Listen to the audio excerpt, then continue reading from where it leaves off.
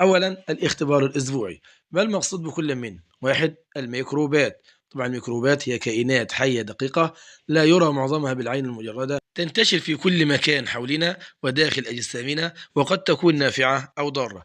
اثنين، البكتيريا العقدية. طبعا دي نوع من البكتيريا النافعة، تعيش داخل عقد موجودة على جذور النباتات البقولية لتمدها بالنيتروجين في صورة مركبات يمكن استخدامها في نمو خلاياه وأنسجته. ثلاثة، العقد الجذرية. دي تراكيب خاصة توجد في النباتات البقولية تعيش عليها البكتيريا العقدية.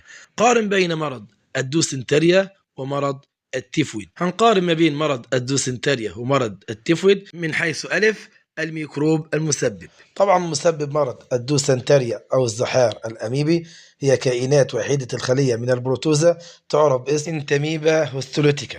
مكان